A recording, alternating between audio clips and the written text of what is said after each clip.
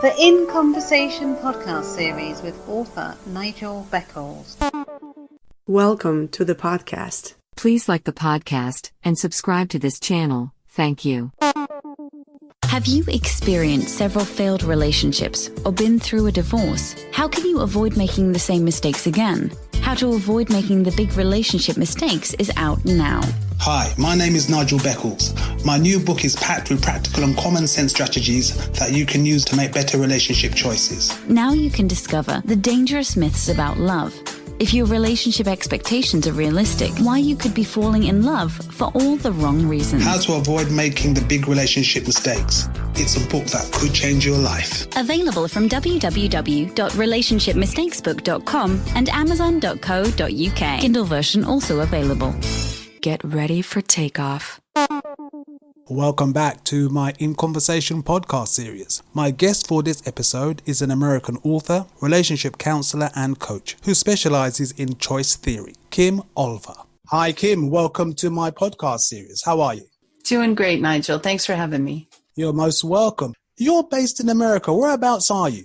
I'm in Chicago. And what's it like there? Well, right now it's interesting because, we have the coronavirus keeping things somewhat shut down. And we have a lot of Black Lives Matter protesting, and there's been some violence in Chicago quite recently that's caused President Trump to send some federal troops. So it's a little uncertain in Chicago. I think that's the word that I would use. Yeah, I do keep track of what's happening in America. And I had read that Mr. Trump had sent in troops to Chicago. I think he sent in some troops to other areas as well, if I'm correct. He has, and it's caused a big political uproar because he sent federal troops without invitation, and the people in charge where he sent them are asking for him to go, that they don't need him. And it seems that having the presence of federal troops doing the kinds of things that they're doing may be increasing the violence. So it becomes a political hot button because there's people who think that the police need to be there to gain control, and the other people think we need to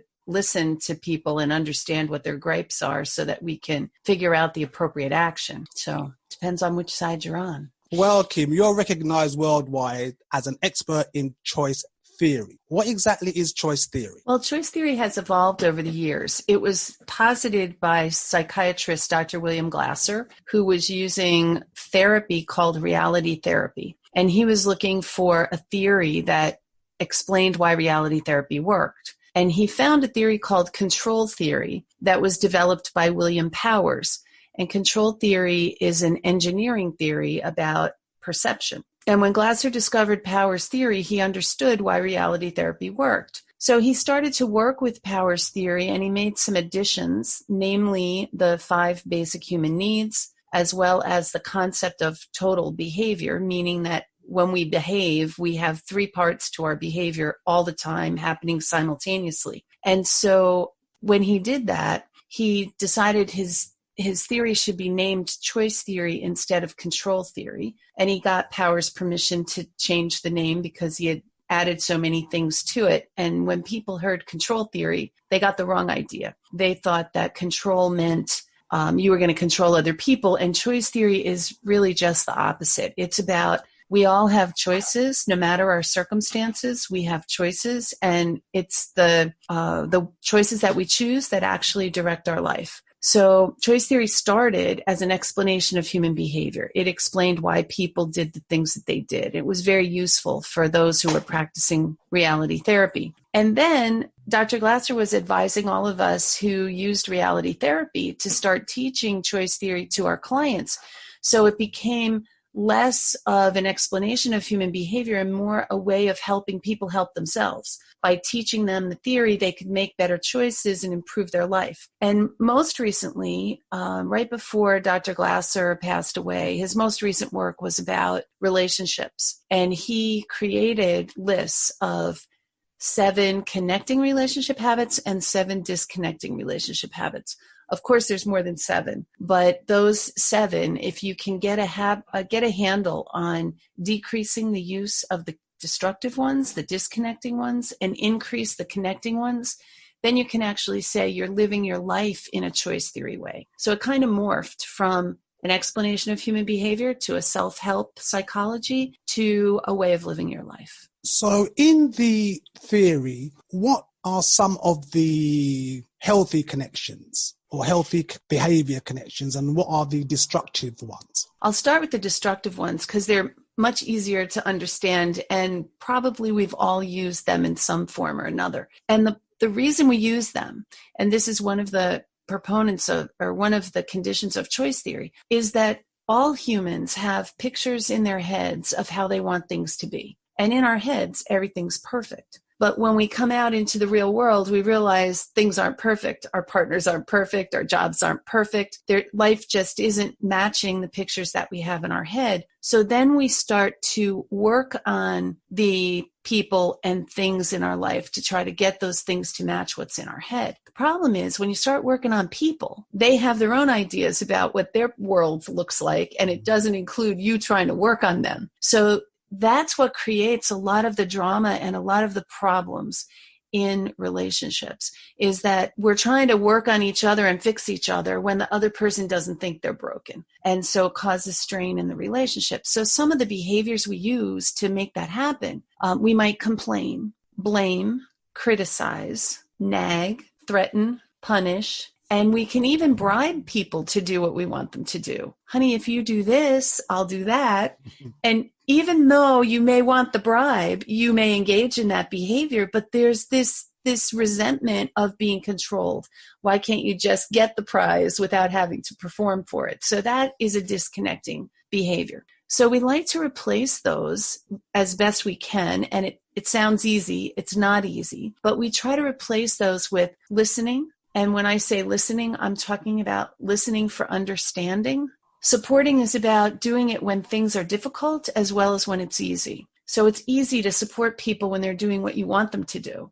It's not so easy to support them when they get what they want and it makes your life a little more difficult. And then there's encouraging, which is really believing in someone and trying to help them take the steps that they want to take on their own. So it differs from nagging. Nagging, you're trying to get them to do what you want them to do, and encouraging, you're trying to help them do what they want to do.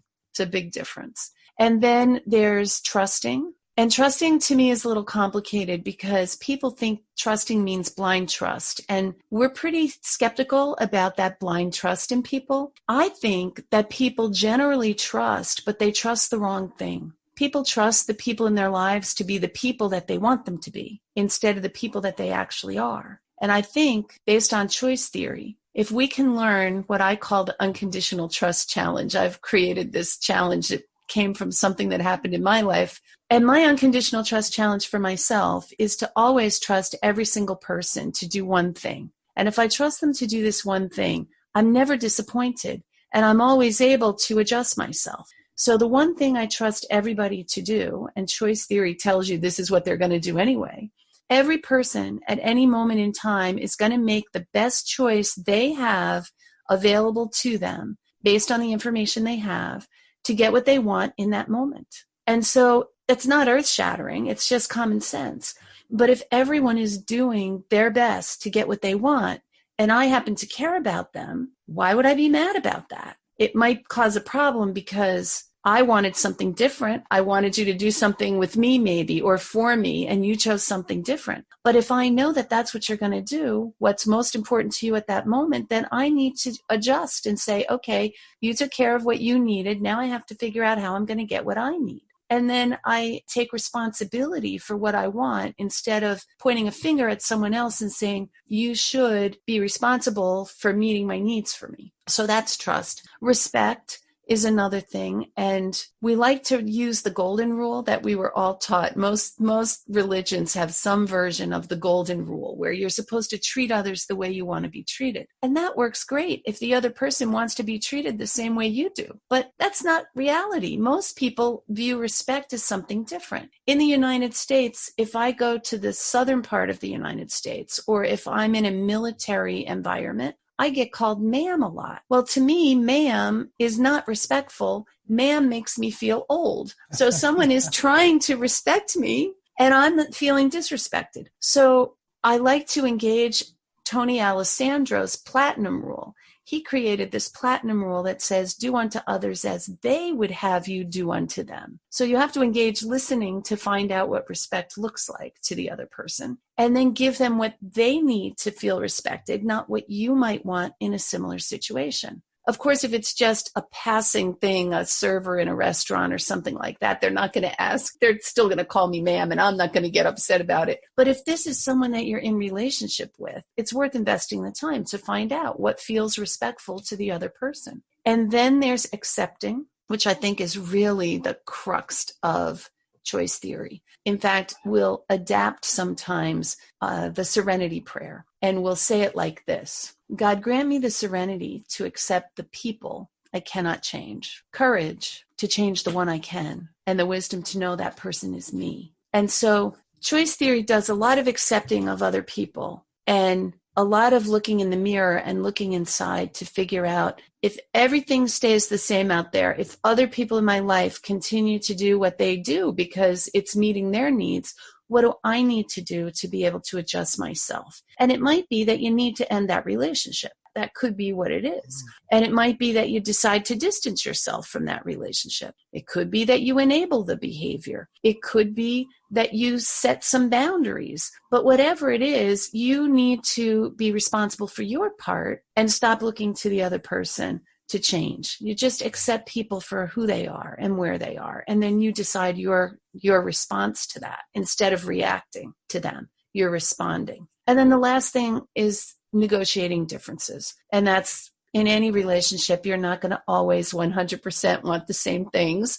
So you need to learn how to negotiate. And the difference in negotiating between compromising and negotiating is that in compromise, everybody gives something up. In negotiating, you both feel like you win. And you don't stop negotiating until you have a solution where you both feel like you've won and your relationship has won because it's gotten stronger for going through that process. So, Kim, how did you become interested in the work that you do? Well, I think the work became interested in me before I became interested in the work. So I was working out of college. I worked for a community mental health residential program. It was during the time in this country of deinstitutionalization of schizophrenics. So I was in like a resident counselor working with people who were just coming out of the hospital after having been there for many years, mostly their entire adult lives. And I did that for about 5 years, and I was looking for another job. I had a conflict with my supervisor, and, I'm one of those high freedom people, and he didn't see things my way. And I thought, well, I probably need to look for some other work. And I had 3 offers of work. One was at a Job Corps, one was at a drug and alcohol place, and the other was for a foster care agency. And I chose the foster care agency because they were going to train me in reality therapy. And I thought that that would be a good tool for my toolbox. So I went to the foster care agency. I ended up staying 17 years. I loved the work.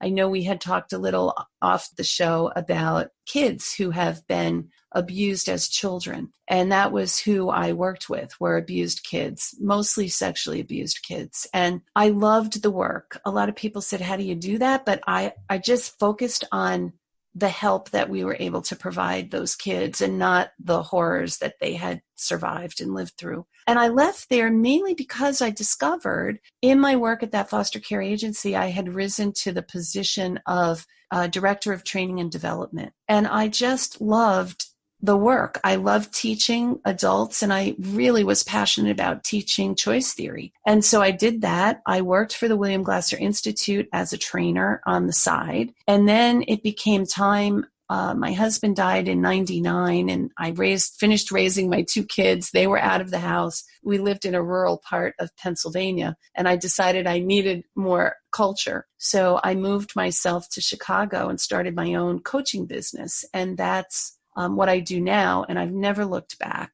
I love being my own boss. I love having my own business, and the work is just incredible. So do you still counsel people? I do, but I mostly work as a coach instead of a counselor. And what I discovered was when you use reality therapy and choice theory, you're really more of a coach than a counselor anyway, because one of the things we don't do is we don't go back into the past and try to analyze what's contributing to who you are today. We recognize the past. we know that the past had a lot to do with who you are today, but it doesn't seem to have a lot to do with what you need to do today and into the future. So we don't spend a lot of time on that. That doesn't mean there's not value in it if that's something that you want to understand. But I mostly do coaching. I do it by phone, which works out, or by computer. It works out great because I'm on the road a lot doing speaking engagements. Before coronavirus, that's what I was doing a lot.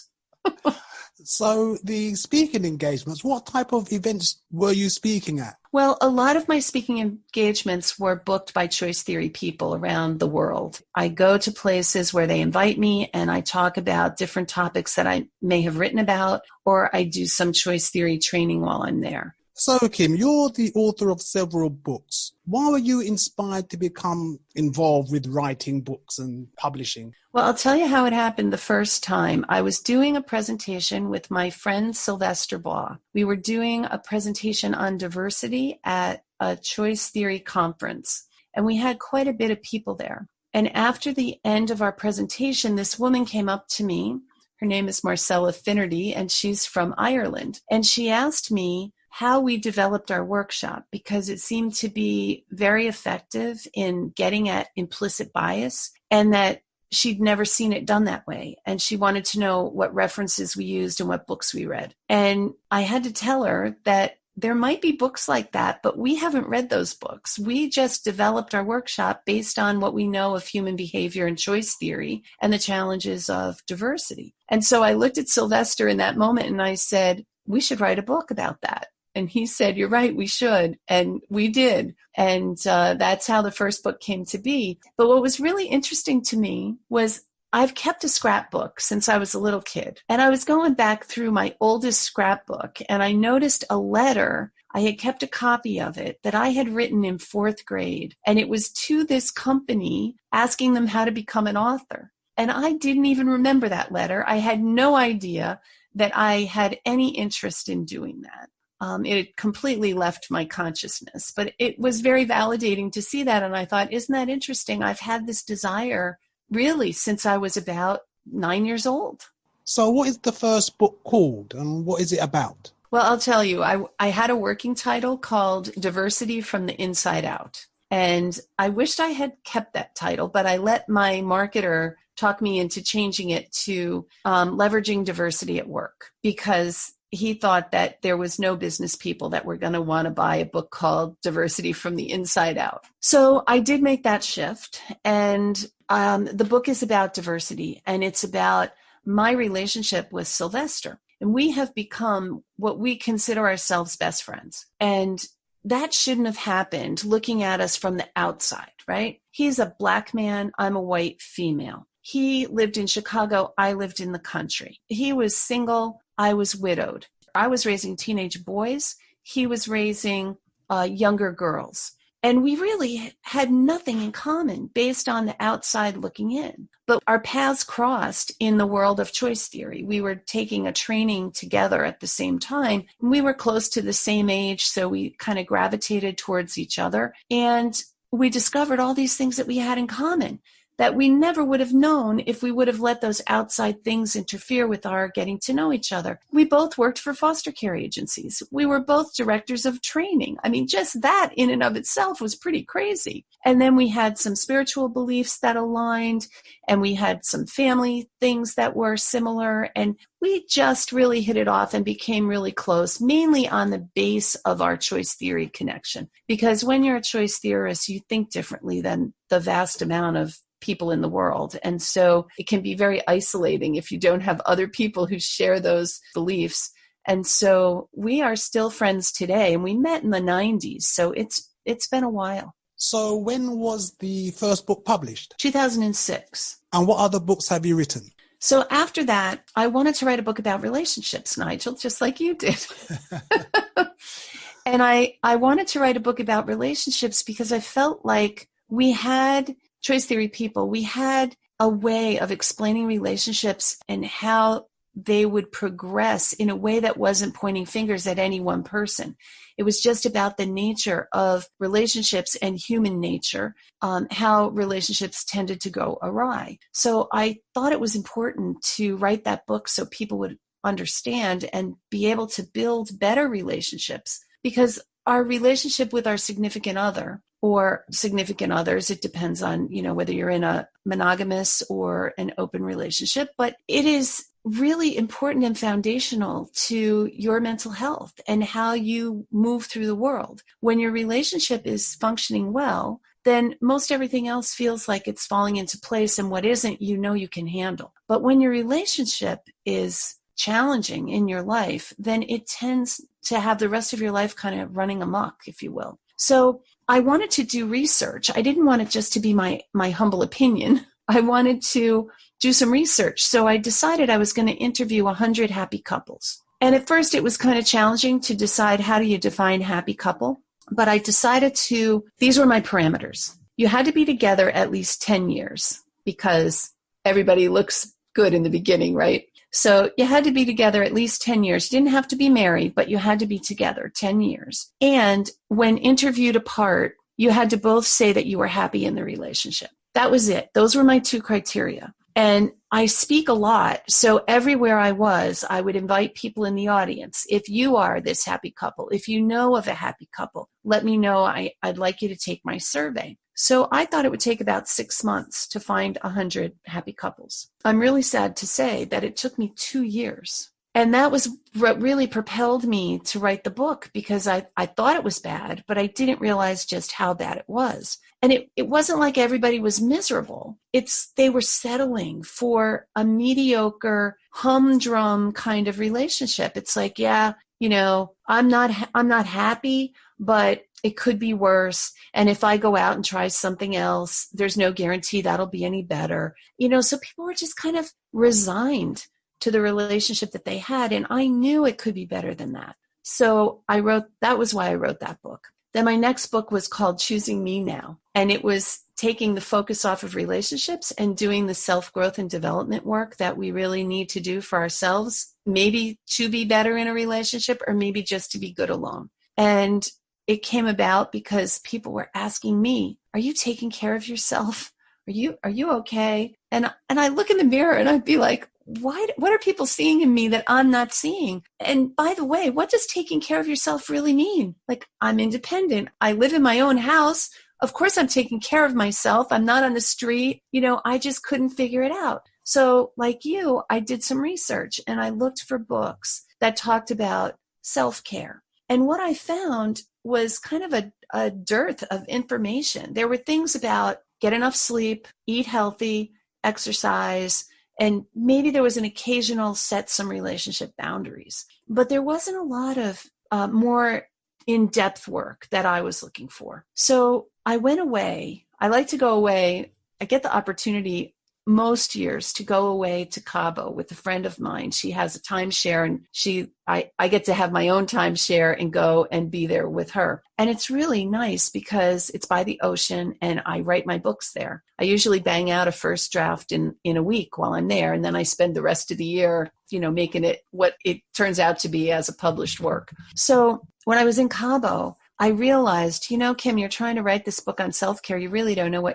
what it means. What do you know? And I know choice theory. So I married the two of them. And I looked at what are those 5 basic human needs and how do you form a relationship with another person is that you become a need satisfying person in their life. So the question I posed myself and how I wrote my book was the answer to how can you become a need satisfying person to yourself? And so that's what Choosing Me Now is about. I did what I was telling other people to do. So I practiced it and did it myself. And now people aren't asking me anymore, are you taking care of yourself? I think I just feel so much better. And of course, if you love yourself, you're going to take care of yourself. You are going to exercise and you are going to eat healthier and you are going to do those things because you actually value yourself. Before, I don't think I understood that concept. So it was really it was kind of self-help for me.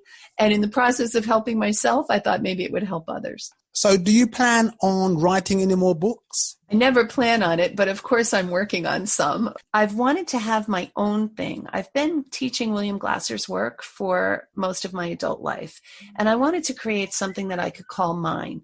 a little like Glasser did with choice theory. He took the base of Power's perceptual control theory and he developed choice theory. I want to use William Glasser's choice theory and develop my thing that I'm calling mental freedom. And I think mental freedom is something a lot of people can get behind as something that they want, more mental freedom. So I'm doing my pilot project right now with a group of people in mental freedom group coaching. And so far it's going really well. I used mental freedom this summer while I was working with my coaching clients, and people got better faster and really felt that the learning stayed with them longer. And so I think I'm onto something, and I'm probably going to simultaneously be writing a book about that. And I also have a book in the works that probably will be published first, and it's about coaching. Since I have a coaching school and I teach other people to become coaches, and my coaching program is a board certified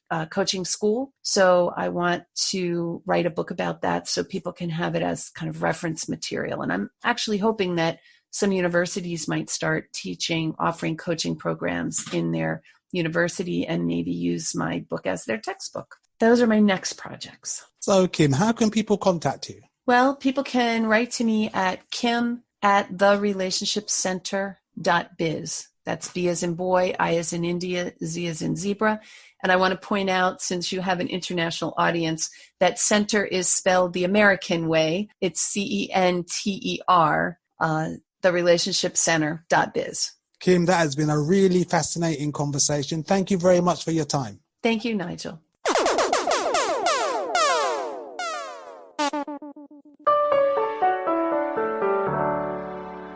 Please like the podcast and subscribe to this channel. Thank you.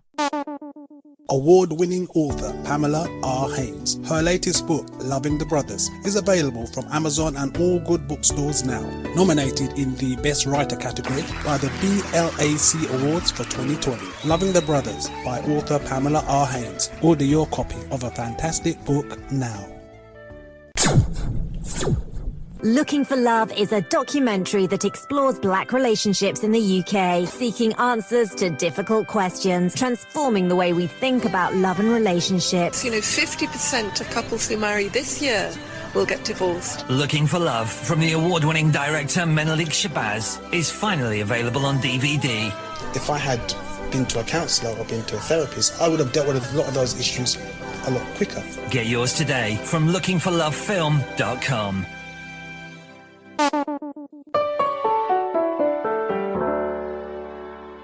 Thank you for listening. Please join me for another In Conversations podcast very soon for more interesting and entertaining discussions. Stay safe. Please like the podcast and subscribe to this channel. Thank you.